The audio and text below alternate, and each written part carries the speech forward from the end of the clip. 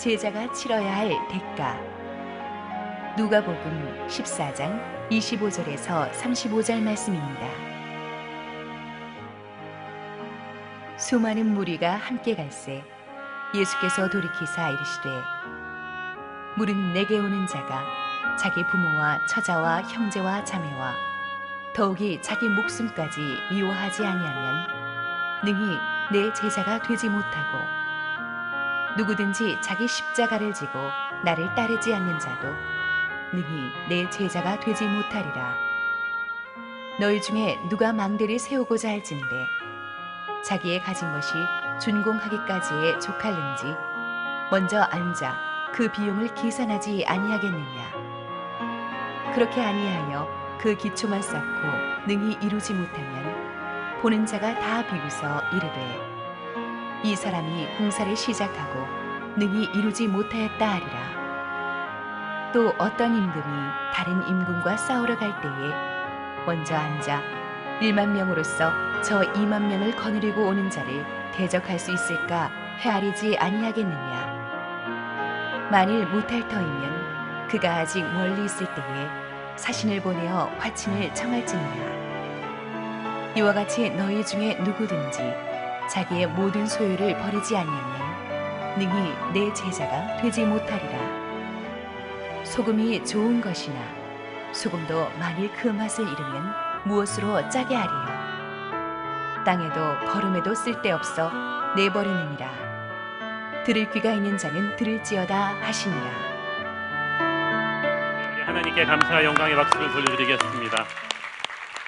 축복된 주일, 우리 예배에 오신 여러분 모두를 축복하고 환영합니다. 한 가지 뉴젠 주일학교 자녀분을 두신 분들을 위해서 하나 좀 광고를 드리면은, 이제 한국에도 미국에서 지키는 할로윈을 굉장히 많이 아이들이 지키는 것 같아요. 그것은 많은 우리 한국의 그 기업들이 이거 장사를 잘하기 위해서 할로윈을 가지고 이렇게 막 보편화시키고 있는데, 우리 크리스천들은 그거 절대 하시면 안 됩니다. 왜냐하면 이 할로윈의 유래가 태양신을 섬기던 고대 아일랜드 켈트족들이 귀신을 쫓기 위해서 만든 종교의식이거든요.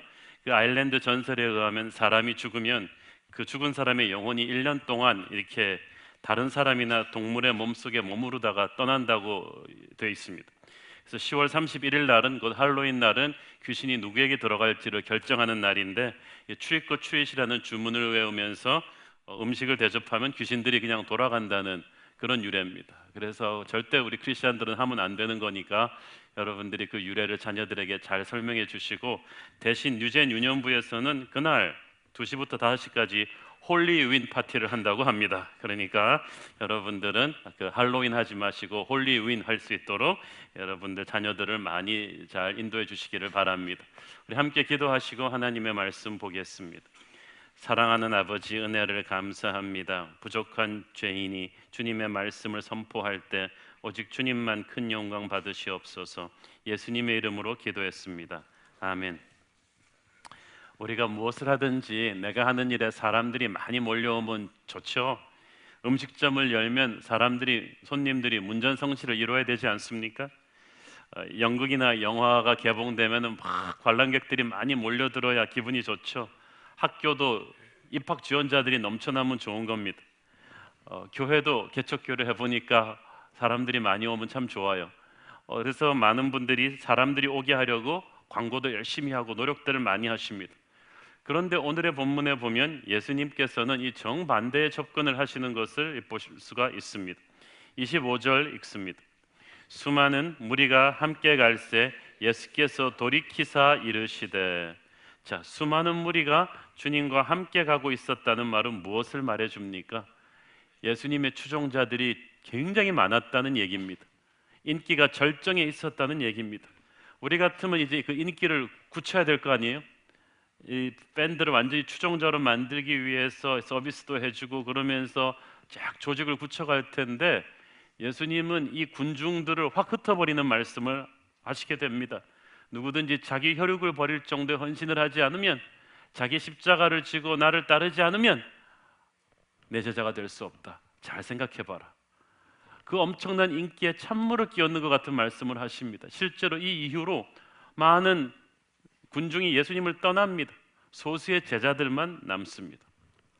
자, 지난주 본문까지만 해도 주님께서 하늘나라 잔치 비유 말씀하시면서 가능한 한 모든 사람을 데려오라고 말씀하시지 않았습니까? 그런데 어째서 오늘은 갑자기 그 많은 사람들 다 흩어버리는 것 같은 말씀을 하십니까? 구원과 제자도의 차이가 다르기 때문입니다. 구원은 모든 사람에게 주어지는 것입니다. 누구든지 믿음으로 나오기만 하면 됩니다. 그러나 제자가 되려면 대가를 치러야만 합니다. 주님은 잃어버린 영혼들로 내 집을 채울 것을 명하셨지만 제자도에 대해서는 굉장히 엄격한 기준을 요구하셨습니다.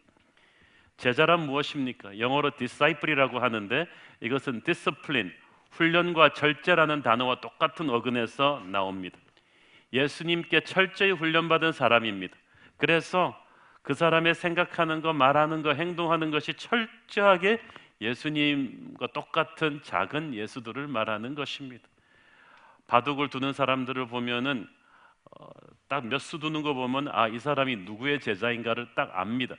마찬가지로 진짜 예수님의 제자는 사람들로 하여금 이 사람 예수님의 제자구나 라는 느낌을 주게 합니다. 단순히 자기만 구원받는 것이 아니라 다른 사람들을 양육하고 변화시켜서 주님의 손과 발이 되어서 예수님의 사역을 함께 감당해야 될 제자들은 예수님이 함부로 세우지 않으셨습니다. 그 제자를 만드는 길을 굉장히 터프하게 만들어 놓으셨습니다. 이 제자들을 통해서 주님은 세상을 복음화시킬 것이고 음부의 권세가 이기지 못할 교회를 세워가실 것입니다.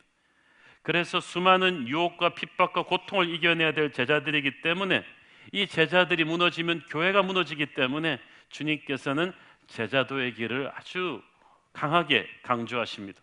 하나님의 역사는 항상 이 군중이 아닌 소수의 제자들을 통해서 이루어져 왔습니다. 제자도의 길은 무엇입니까? 첫째는 관계의 포기가 있어야만 합니다. 26절 읽습니다. 무릇 내게 오는 자가 자기 부모와 처자와 형제와 자매와 더욱이 자기 목숨까지 미워하지 아니하면 능히 내 제자가 되지 못하고. 굉장히 충격적인 말씀이죠. 특별히 혈연 관계를 중시하는 이 한국 동양권 문화는 더욱 그렇습니다. 그런데 이 말씀이 조금 더 세게 기록된 곳이 마태복음 10장 34절 37절입니다. 내가 세상에 화평을 주러 온 줄로 생각하지 말라. 화평이 아니요 검을 주러 왔노라. 내가 온 것은 사람이 그 아버지와 딸이 어머니와 며느리가 시어머니와 불화하게 하려 함이니 사람의 원수가 자기 집안 식구리라. 아버지나 어머니를 나보다 더 사랑하는 자는 내게 합당하지 아니하고 아들이나 딸을 나보다 더 사랑하는 자도 내게 합당하지 아니하며. 참 무서운 말씀이죠. 여러분, 우리가 그런데 이렇게 생각을 해보세요. 인간끼리의 평화가 어떻게 이루어집니까? 우리가 신사복 입고 서로 에티켓 지키면서 예의 바르게 악수하고 있으면 두 사람 사이에 평화가 있는 것입니까? 속으로는 그냥 이를 갈아 마시고 있으면서. 평화란 우리가 생각하는 그런 피상적인 것을 말하는 게 아니에요. 평화란 오히려 내면 세계 영적인 전쟁과 충돌을 거쳐서 얻어집니다. 내 옛사람을 지배하던 어둠의 세력이 예수님의 권세와 부딪혀서 죽어버리고 난 뒤에 성령의 새 사람이 들어오고 그때 비로소 평화가 오는 것입니다. 진정한 평화는 내 영혼 깊은 곳에서부터의 몸부림이에요. 그래서 주님께서 말씀하시는 것은 내가 너희들이 생각하고 있는 인간끼리의 그 우정, 그 정, 그리고 사랑하는 것, 이런 피상적인 가짜 평화를 깨러 왔다고 하십니다. 나의 십자가 복음은 너희들이 안일하게 생각하던 가족관계, 사회관계, 모든 가치관계를 깨어버릴 것이다. 너희들이 선이라고 생각할지 모르지만 그 안에 죄가 들어있다면 다 깨어져 버릴 것이다. 나의 복음은 너희로 하여금 거듭나게 하고 너와 하나님 사이를 화목하게 한 다음 너와 다른 사람들 사이를 새롭게 재정립할 것이다. 굉장히 충격적인 말씀이에요. 예수님께서 실제로 가족이 원수가 되라고 하신 것이 아니라 예수님을 사랑하는 것이 너무 강렬해서 가족을 사랑하는 것도 2차 순위로 밀린다는 거예요. 실제로 집안에서 한 사람 예수 믿고 나면 그 사람 집안에서 아주 핍박당합니다. 쫓겨나기도 합니다. 형제끼리 막 갈라지는 것 같기도 합니다. 그러나 그 사람을 통해서 복음이 온 집안에 들어가면서 그 집안은 단순한 혈연 관계가 아닌 예수의 보혈로 완전히 거듭난 새로운 차원의 가족 사랑이 생기는 거예요. 예수님께서는 그렇지만 처음에는 그런 충돌과 아픔이 있다는 것을, 대가를 치르라는 것을 제자들에게 말씀하고 계십니다. 둘째로 제자도의 길은 자기 십자가를 지고 주님을 따르는 길입니다. 27절, 누구든지 자기 십자가를 지고 나를 따르지 않는 자도 능히 내 제자가 되지 못하리라. 우리가 자기 십자가 지는 것에 대해서 이미 한번 다룬 적이 있습니다. 누가복음 9장 23절에서 한 번씩 다루었죠. 또 무리에게 이르시되 아무든지 나를 따라오려거든 자기를 부인하고 날마다 제 십자가를 지고 나를 따를 것이니라. 자기 십자가를 지고 주님을 따른다.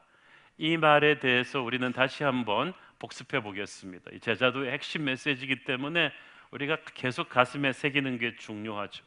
먼저 아무거나 자기 십자가라고 해서는 안 된다고 제가 말씀드렸죠. 툭 하면 일만 안 되면 아휴 내 십자가, 자기 자식 가르치면서 내 십자가요 저게. 자기 자식한테도 자기가 십자가인데 몰라요. 자기가 공부 안 해서 낙제해 놓고 그게 내 십자가라 그러지 마세요. 자기가 가게 청소 잘 안 하고 물건 관리 잘 안 하고 손님들한테 불친절해서 장사 안 되면서 그게 주님을 위해서 받는 십자가라고 하지 말란 거예요. 그래서 우리가 생각하는 십자가의 반은 가짜입니다.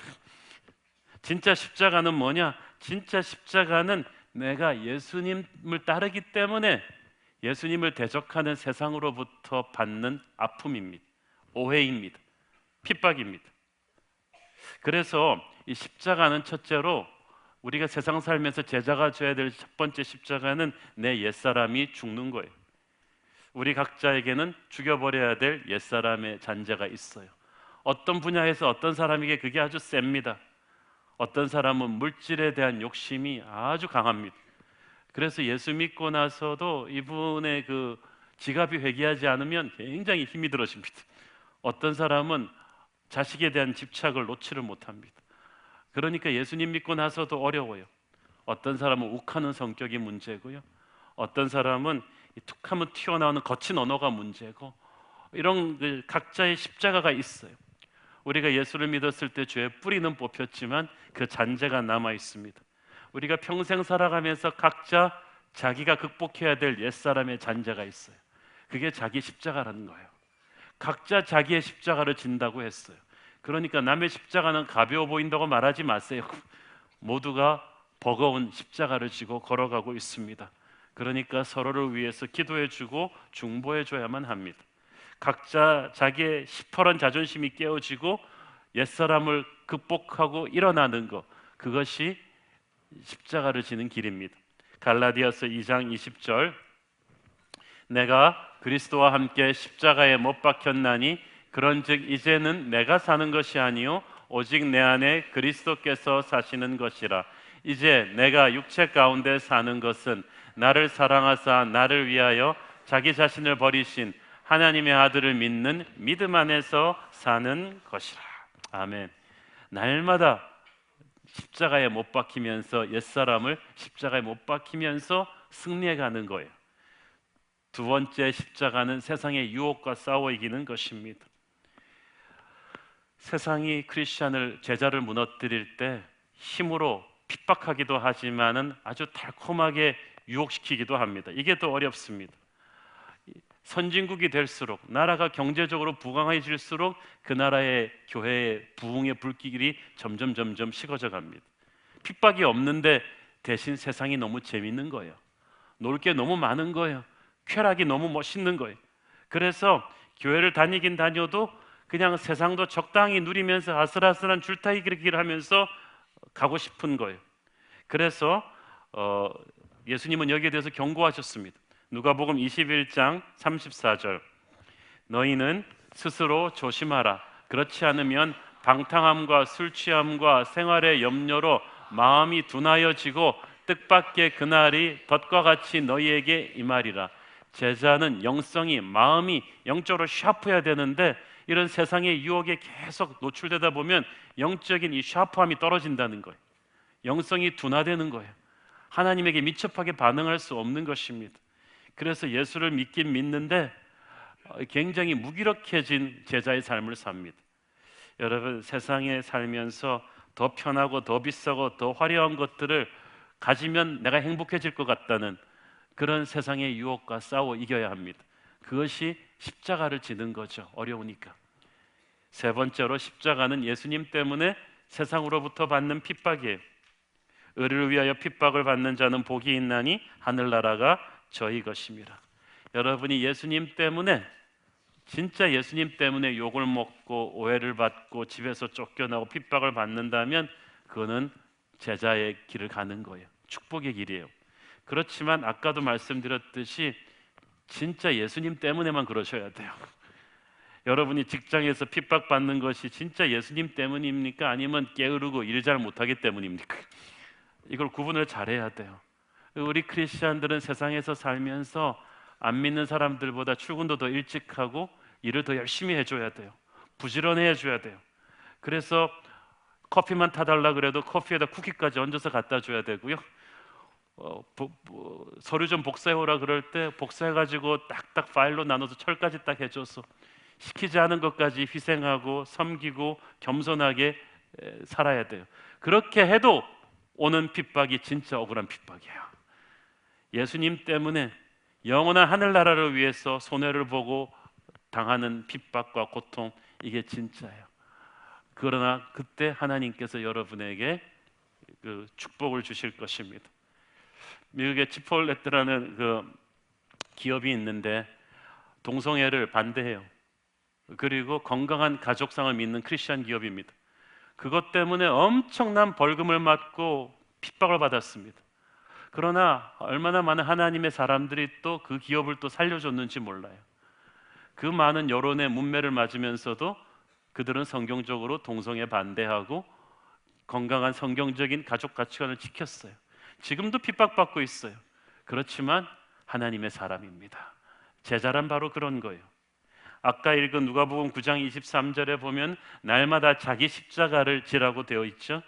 날마다 자기 십자가를 지라. 이것은 한 번의 화끈한 헌신이 아니라 매일매일 조금씩 평생 가는 과정이 제자의 삶이라는 뜻입니다.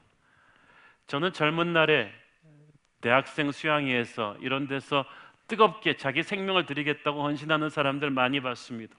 10년, 20년, 30년, 40년이 지나서 보니 그 사람들은 다 어디에 갔는지 모르겠어요. 하얀 백발이 되도록 우리는 매일 그리스도의 마음을 품어야만 합니다. 어릴 때 사랑한 예수님을 청년 때는 더 사랑하고 중년 때는, 장년 때는 더 뜨겁게 사랑하고 헌신하는 여러분 되기를 바랍니다. 그 사람이 진정한 제자인지 아닌지는 평생을 두고 지켜봐야 돼요. 신실함을 봐야 되는 거예요. 저희가 이번에 인도네시아 그 선교 여행 갔을 때 그 인도네시아 빈민가, 정부도 그냥 버려버린 무허가 주택가에서 그렇게 가난하게 살아가는 그 인도네시아 사람들과 함께 살아가는 기아대책본부의 우리 최 선교사님, 오늘 우리 교회 예배하러 오셨는데 20년을 거기 계셨다고 그러더라고요. 제가 오늘 그 얘기 듣고 깜짝 놀랐어요. 여러분이 어떤 일을 10년 하기도 어렵습니다. 그런데 주님이 주신 그 자리에서 20년을 이름 없이 빚도 없이 한다는 거 쉬운 일이 아닙니다. 제가 가장 부르기 힘들어하는 찬송가가 오늘 부른 부름받아 나선 이 몸입니다. 그걸 철 모르고 목사 안수 받던 해는 무지 불렀습니다.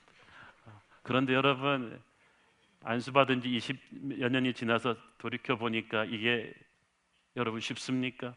부름받아 나선 이 몸 어디든지 가오리다. 종기 영광 모든 것에 주님 홀로 받으시고 아골골짝 빈들에도 나는 찾아갈 것이고 이름 없이 빚도 없이 주만 섬기리다. 그게 됩니까 여러분? 교회에서 이만큼 일해놓고 사람들이 안 알아주면 막 삐지고 화내고 왜 나만 하느냐고 그러고 한 1, 2년 해놓고 나 탈진됐다 그러고 쓰러져 버리고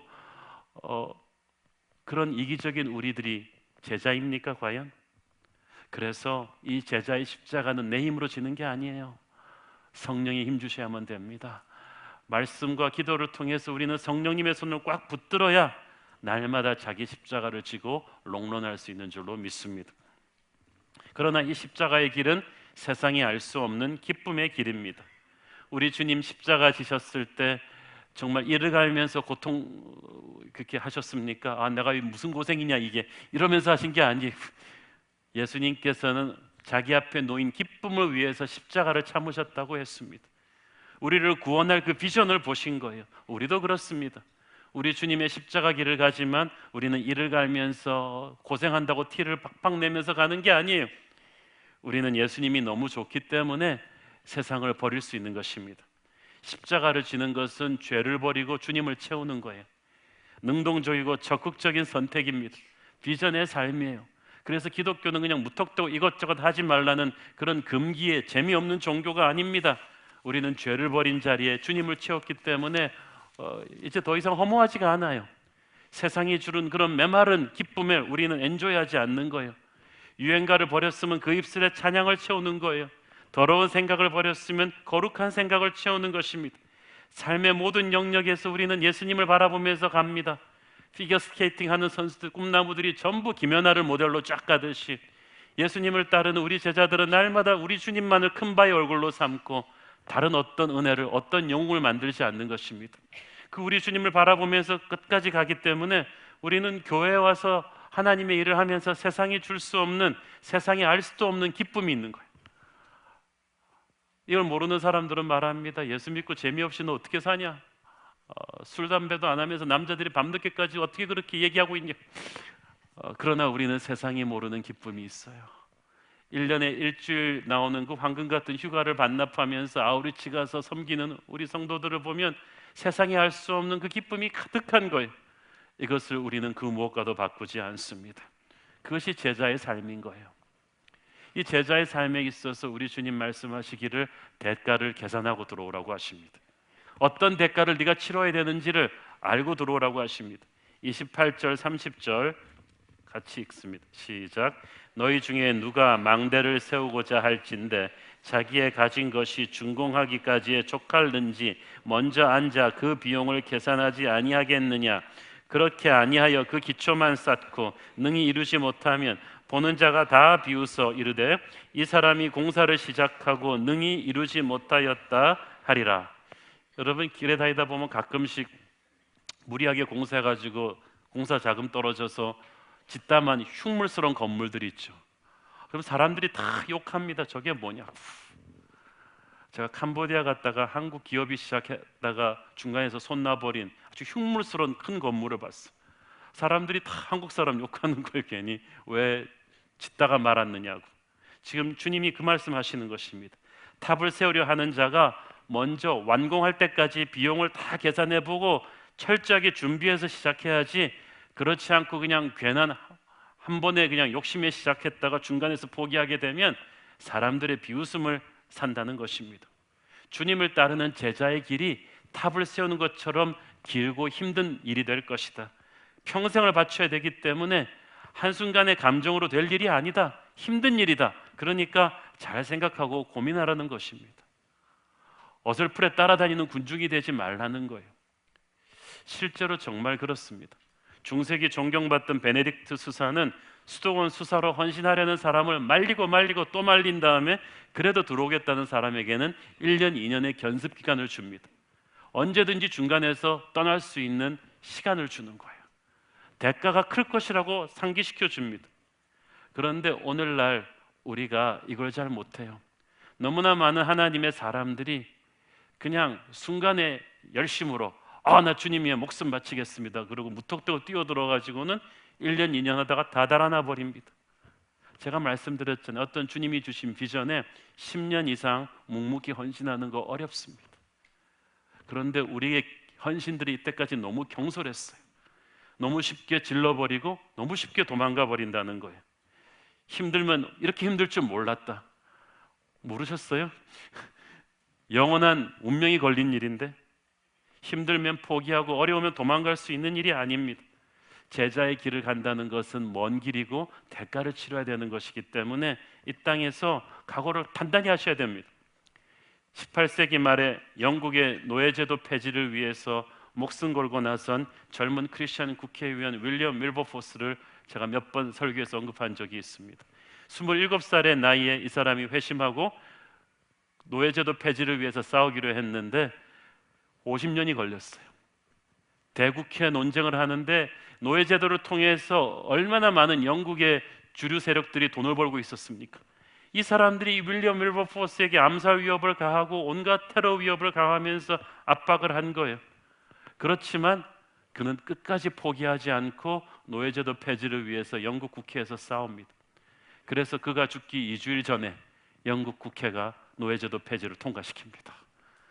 영국에서 노예제도를 폐지시켰기 때문에 30년 뒤에 미국에서 남북전쟁을 치르고 노예제도가 없어진 거예요. 그렇지만 이 위대한 일을 이루기 위해서 윌버포스가 치른 대가는 컸습니다. 그는 잘 사는 요크셔의 집안의 아들이었고 케임브리지 출신의 아주 스피치를 잘하는 인맥이 넓은 사람이었어요. 그의 친구였던 윌리엄 피트 영국 수상은 말하기를, 만약에 윌버포스가 노예제도 폐지 같은 이런 강한 반대가 평생 있었던 이 어젠다를 택하지만 않았더라면 그는 나보다 빨리 수상이 되었을 것이다. 그러나 그는 하늘의 꿈을 위해서 이 땅의 야심을 포기했다. 그는 결코 예수님의 제자로서의 그 길을 타협하지 않았던 거예요. 둘째로, 다른 나라 왕과 전쟁을 치르려 하는 왕이 31절, 32절 서로의 전력을 비교해 봐야 된다고 합니다. 31절, 32절 읽습니다. 시작. 또 어떤 임금이 다른 임금과 싸우러 갈 때에 먼저 앉아 1만 명으로서 저 2만 명을 거느리고 오는 자를 대적할 수 있을까 헤아리지 아니하겠느냐. 만일 못할 터이면 그가 아직 멀리 있을 때에 사신을 보내어 화친을 청할지니라. 여기서 전력을 분석해 본 다음에 안 될 것 같으면은 화친을 청해라. 쉽게 말해서 빨리 항복하라는 거예요. 여기서 침공에 들어오는 압도적인 전력의 왕은 바로 예수 그리스도이십니다. 그 예수 그리스도 앞에서 나는 빨리 자존심을 꺾고 항복을 해야 되는 거예요. 항복을 하면서 화친을 청할 때는 뭐랍니까? 내 왕국의 지배권을 그 왕에게 드리는 거예요. 자존심이 상하지만 그런데 그때부터 내 왕국이 더 잘 돼요. 더 큰 분의 보호를 받기 때문이에요. 더 큰 분의 축복권 안에 들어가기 때문이에요. 제자로서 할 중요한 것은 나를 주님께 드리는 것입니다. 항복하는 거예요. 지배권을 바치는 거예요. 33절에 나옵니다. 시작. 이와 같이 너희 중에 누구든지 자기의 모든 소유를 버리지 아니하면 능히 내 제자가 되지 못하리라. 여기서 버린다는 말은 그냥 쓰레기통에 버리는 게 아닙니다. 주님께 바치는 거예요. 내 집착을 포기하는 거예요. 소유권을 포기하는 거예요. 이 소유 중에 내 자식도 들어가요. 이 소유 중에 내 기업도 들어가요. 근데 여러분의 자식을 여러분이 붙잡고 있을 때 잘 키울 것 같죠? 내 자식 나만큼 더 잘 키울 사람 없는 것 같죠? 틀렸어요. 내가 놓고 하나님께 드려야 이 자식이 잘 돼요. 욕하는 것 같아서 미안합니다. 이 아이들이 잘 되고지. 여러분의 기업을 여러분이 꽉 잡고 장악하고 있으면 더 잘 될 것 같죠? 그런데 이걸 놓고 하나님에게 이 기업을 맡겨드릴 때 하나님이 우리 회사의 CEO이십니다. 그리고 날 때 그 기업이 오히려 더 큰 보호를 받아요. 여러분 그거 아십니까? 그래서 내 삶의 모든 지배권을 주님께 드리는 것은 희생하는 게 아니라 이게 완전히 여러분 땡 잡는 거예요. 그분의 지배하에 항복하는 게 이게 정말 중요합니다. 제자란 주일날 뿐만 아니라 월요일부터 토요일까지 삶의 모든 영역을 토막토막 내서 주님께 다 드리는 사람이에요. 주님 나를 다스려 주시옵소서. 이렇게 다 드린 사람은 가지고 있되 집착하지 않습니다. 집착하지 않는다는 것은 잃어버려도 상처받지 않는 거예요. 그거 없이는 못 산다고 아둥바둥거리지 않습니다. 내 힘으로 지키려고 밤잠 이루지 않는다는 거예요. 누리되 적당히 잡고 있습니다. 차도 타고 집도 있고 다 그렇지만 없어져도 상관없어요. 누가 나를 공격해도 우리 주님의 것을 건드리는 것이지 내 걸 건드리는 게 아니에요. 지배권을 주님께 넘겨드리는 것입니다. 그 유명한 스토리 있지 않습니까? 뉴질랜드의 선교사님이 선교지에서 파인애플을 밭을 이제 재배했어요. 과일 좀 먹고 싶어가지고 2년 걸려서 이제 파인애플이 자랐는데 자라면서 그냥 다 없어지는 거예요. 자기 선교지 교인들이 다 밤에 가서 따먹는 거지. 이 사람이 너무 화가 나서 선교사님이 내가 이렇게 와서 고생하면서 섬겼던 이 교인들이 내 파인애플을 훔쳐? 그 너무 화가 내고 그래서 막 철조망도 치고 개도 갖다 놓고 그렇지만은 뭐 소용이 없어요. 그래서 막 화를 내면서 밤잠을 못 이루고 있으니까 하나님께서 말씀하셨대. 너 여기 파인애플 먹으러 왔냐? 선교사가 와서 파인애플 먹으러 왔냐? 그래가지고 이분이 하나님 앞에 회개를 하고 어느 날 말씀을 묵상하는 중에 이 소유를 버리지 아니하면 능히 내 제자가 되지 못하리라. 그렇구나. 그래서 파인애플 밭 앞에 나가서 그 다음에 파인애플 익어갈 때쯤에 선포를 했대. 주님, 이 파인애플 밭 보이시죠? It's yours. 주님 것입니다. 예수 그리스도의 파인애플 밭으로 선포합니다. 그리고 주님의 밭이니까 주님께서 지키십시오. 주님께서 가꾸어 주십시오. 소유권을 포기합니다. 그래도 파인애플은 계속 없어졌어요. 선교사가 속으로 주님도 못 지키시는구만 그러고 있는데 어느 날 주민들이 왔어요. 원주민들이 와가지고 선교사님 요새는 왜 화 안 내? 무슨 말이냐? 옛날에는 파인애플이 없어지면 우리한테 막 화를 냈잖아요, 교회에서. 근데 왜 요새도 우리가 파인애플 훔쳐 먹는데 왜 화를 안 내냐? 굉장히 뻔뻔해요. 왜 화를 안 내냐? 그래서 이제부터 이 파인애플 밭은 내 것이 아니다. 내가 다른 분한테 드렸다. 그래서 누구한테 드렸습니까? 우리 주님께 드렸다. 그럼 우리가 하나님의 파인애플을 훔쳐 먹고 있는 것입니까? 그렇다. 행복하길 바란다. 그렇다. 그러더니 그 다음날 족장들이 왔어요. 자기들이 생각해 보니까 지난 1년 동안에 강가에 가서 낚시질을 해도 고기도 안 나오고 농사도 잘 안 되고 애들이 그냥 이유를 알 수 없는 병에 걸리고 우리가 가만히 생각해 보니까 우리가 하나님의 파인애플 훔쳐 먹어서 그런 것 같다. 그래서 앞으로는 훔쳐 먹지 않겠다. 그래서 알아서 하라고 그랬대는 거예요. 근데 그 다음부터는 진짜 안 훔치는 거예요. 그런데 와가지고 그러는 거예요. 혹시 파인애플 드실 때 남으면 우리도 좀 같이 먹자고. 그래서 선교사님이 허락하지 않으면 하나도 안 없어지는 거예요. 그러니까 신비하게 그때부터 선교가 되더라는 거예요. 여기서 우리가 뭘 배웁니까? 우리가 집착하고 있는 파인애플 밭이 있다는 거예요. 여러분, 예수 믿으면서도 이건 안 된다고 하는 거. 근데 여러분이 그게 없어야 돼요. 그건 여러분의 취미생활일 수도 있고 자식일 수도 있고 어떤 것일 수가 있는데 이거를 여러분이 하나님에게 온전히 지배하게끔 항복하면 하나님께서 그때부터 사용하십니다. 청지기 의식이 있어야 돼요. 이게 내게 아니다. 하나님의 것이기 때문에 우리는 누리지만 집착하지는 않는 거예요. 제자도는 그렇게 자유함을 얻으면서 주님께 올인하는 것입니다. 33절에 모든 소유를 버린다는 것은 주님께 소유권을 드리면서 동시에 주님께 소유권을 드렸기 때문에 세상 것들에 집착하지 않기 때문에 주님에게 전력 투구할 수 있는 거야. 나의 쓰다 남은 시간이 아니라 최고의 프레시한 시간을, 나의 쓰다 남은 돈이 아니라 최고의 것을 드릴 수 있는 헌신을 할 수 있는 거야. 여러분, 절반의 헌신으로는 아무것도 못해요. 95%의 헌신은 아직 5% 헌신이 안 들어간 거예요. 물은 어느 정점이 돼야지 끓는 거지 거기서 1도라도 모자라면 끓지 않는 거예요. 우리는 주님에게 너무나 부분적인 헌신을 드려서 불이 일어나지를 않아요. 기도를 하긴 하는데 충분히 하지 않으니까 불꽃이 일어나지 않는 거예요. 섬기긴 섬기는데 적당히 내 자존심 다 세우면서 섬기니까 이게 감동이 없는 거예요. 19세기 이태리 통일전쟁의 영웅 가리발디가 청년 병사들을 모집할 때 청년들이 와서 물었습니다. 우리가 당신을 따르면 당신은 우리에게 무엇을 주겠습니까? 가리발디가 말했습니다. 무엇을 달라고? 나는 여러분에게 줄 돈도 숙소도 양식도 없다. 나를 따르면 배고픔과 목마름과 강행군과 전쟁과 죽음이 있을 것이다. 그러나 우리는 나라를 세울 것이다. 입술뿐만 아니라 마음속으로 이태리를 사랑하는 자만이 나를 따르라. 이 도전에 응한 청년들이 가리발디와 함께 이태리 통일을 이루어낸 것입니다. 사랑하는 여러분, 나의 소유권을 주님에게 온전히 드린 제자는 이제 청지기 의식을 가지고 몸이 가벼워졌기 때문에 주님에게 드릴 때 쓰다 남은 거 드리지 않아요. 그 한순간을 올인합니다. 다음 주에 오시게 되는 우리 하영록 목사님은 오바마 대통령이 위촉한 미국의 유명한 건축 원로위원회 위원이기도 하고 세계 10대 파킹 스트럭처 주차장 건축회사의 회장입니다. 그는 그 기업을 심장 이식 수술을 하던 그해 세웠습니다. 그는 심장 이식 수술을 2번 했습니다.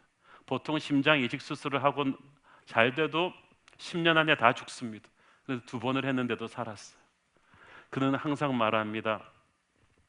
자기는 너무 그래서 그 기업을 기적같이 하나님이 일으켜 주셔서 부자가 되었어도 자기는 마음이 너무 가볍다는 거예요. John, I'm ready to go to heaven anytime.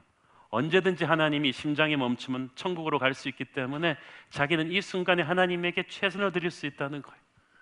돈을 벌어도 돈에 집착하지 않고 가난한 사람들을 섬기고 하나님의 말씀을 증거하는 곳이라면 어디든지 달려갈 수 있고, 대통령을 대할 때나 아주 시골의 웨이트레스 식당에서 그분을 대할 때나 똑같은 사랑으로 대하고, 우리 주님이 명하시는 그 순간순간에 베스트를 다할 수 있는 것은 자기의 인생을 생명까지 주님께 다 맡겼기 때문에 가능한 일이라는 거예요.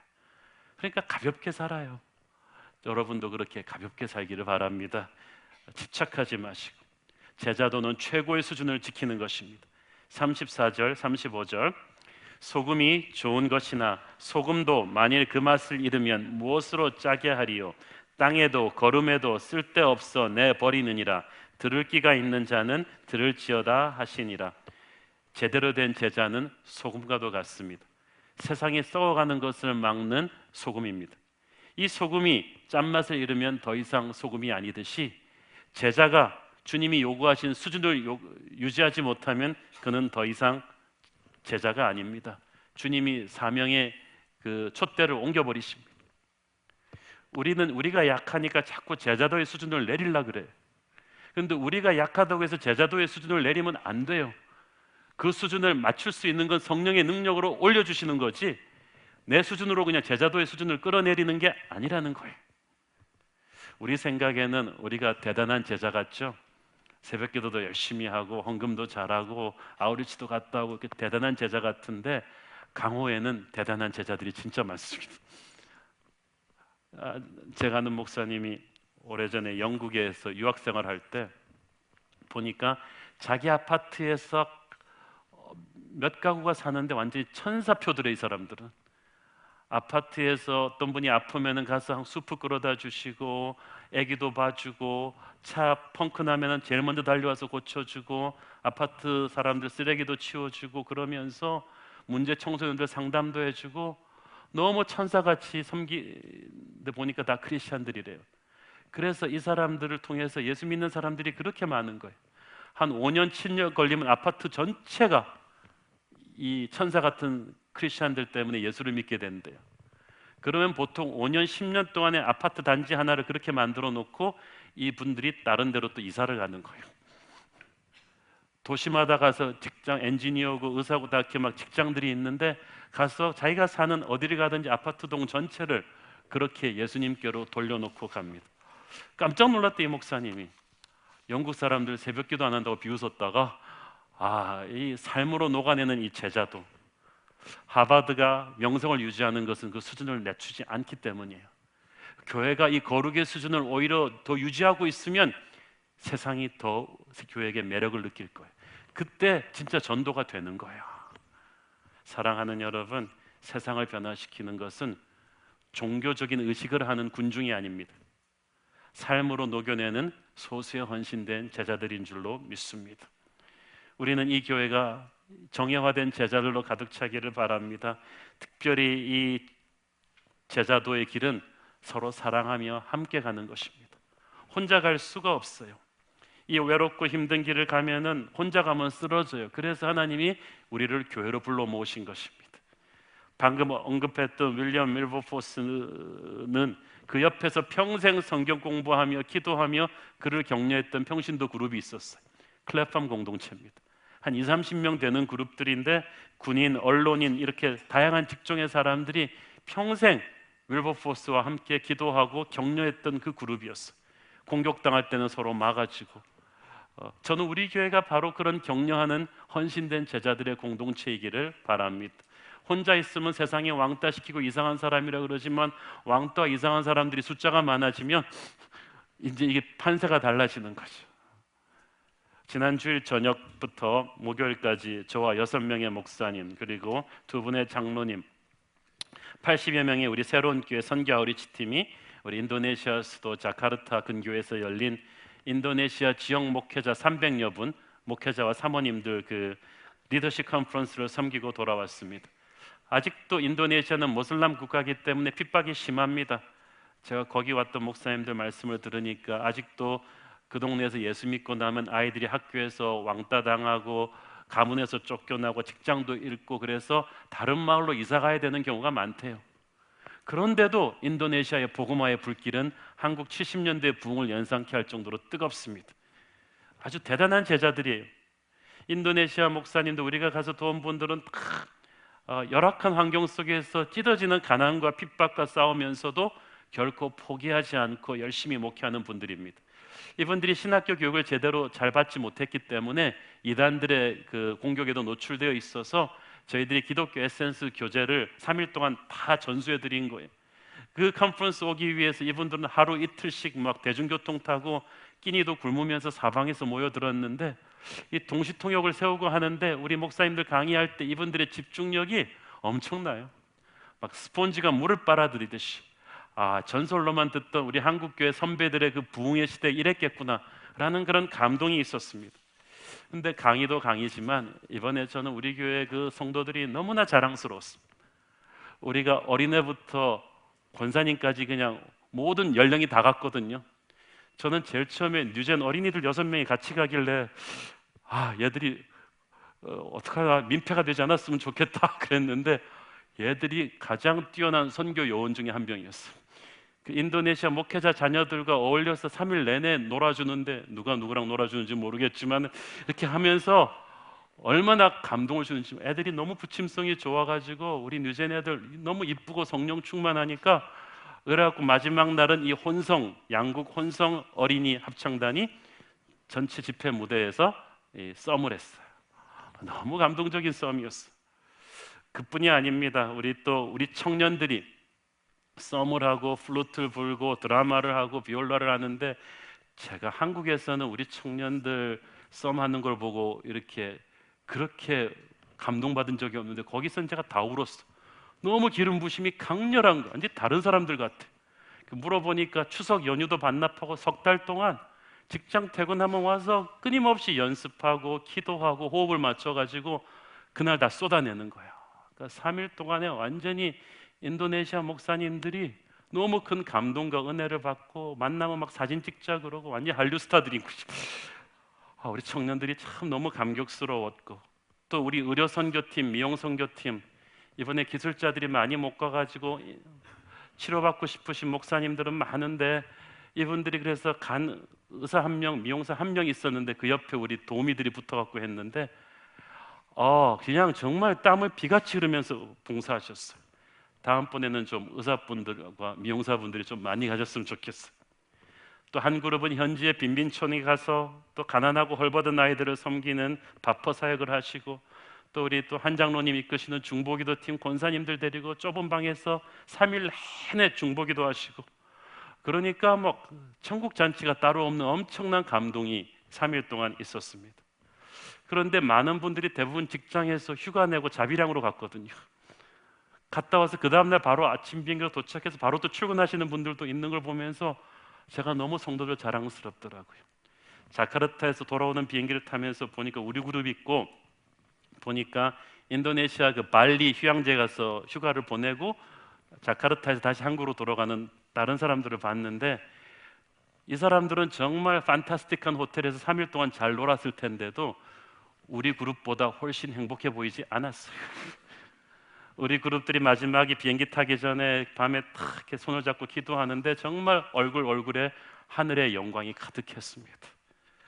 세상은 사람이 보기엔 이해할 수 없는 대가를 치르고 왔는데 물리적으로 너무나 힘들었지만 이 힘든 제자의 길을 함께 가는 믿음의 동지들이 어린아이부터 어른에 이르기까지 이 찐득한 이 썸띵이 있었던 거예요. 우리는 이 힘든 십자가의 길을 함께 가는 제자들의 공동체구나. 주님 다시 오실 날이 가까웠는데 이 최악의 세상은 최고의 교회를 필요로 합니다. 저는 이 최고의 교회는 최상의 제자들이 만들어낸다고 믿습니다. 우리 새로운 교회 서로를 격려하면서 이 힘든 길을 함께 가는 축복의 동지들이 되기를 축원합니다. 기도하겠습니다. 사랑의 아버지, 은혜 감사합니다. 우리는 외롭고 힘든 길을 가지만 외롭지 않습니다. 서로가 있어 격려하고 서로 붙잡아주며 가는 믿음의 동지들임을 믿습니다. 주여 우리를 붙잡아 주시옵소서. 예수님 이름으로 기도했습니다. 아멘.